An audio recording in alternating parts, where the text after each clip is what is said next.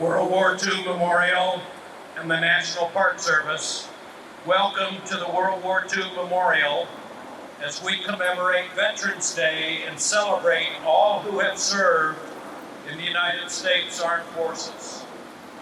Here at this special place, we especially remember and salute those of the greatest generation who helped preserve freedom around the globe.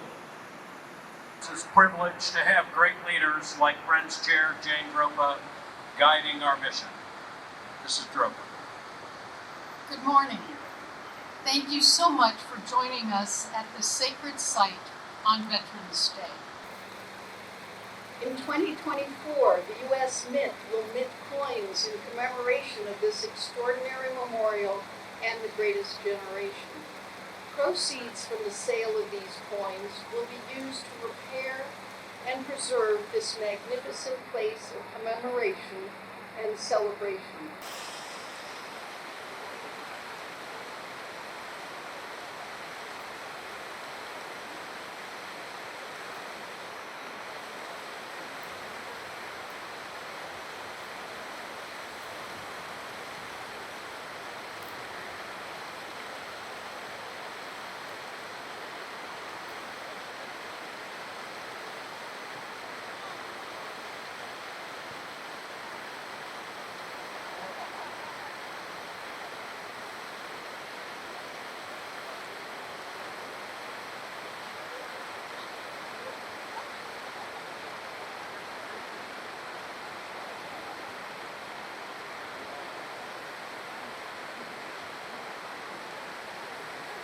Representing the United States of America is National Park Service Director Charles Sams III. Sams is accompanied by World War II veteran Mr. Robert O'Hara.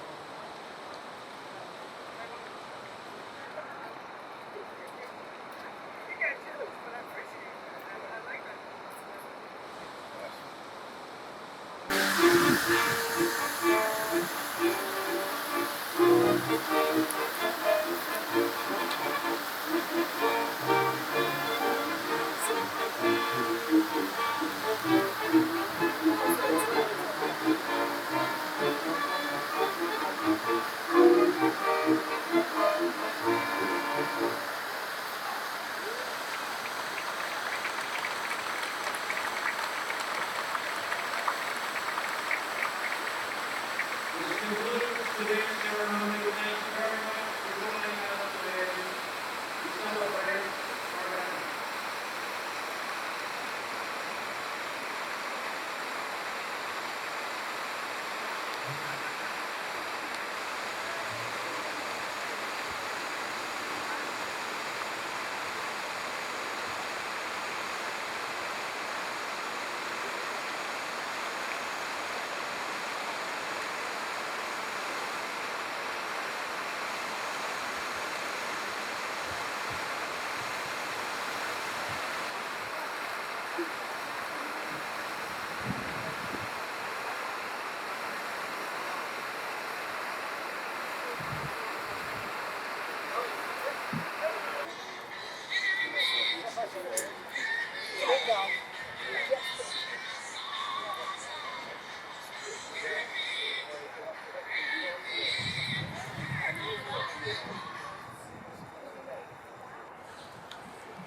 Once upon a time, there was a war, correction, a conflict.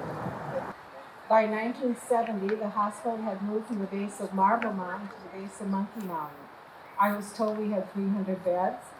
The OR suite consisted of 6 ORs. Each OR had 3 walls with a large opening facing the hallway.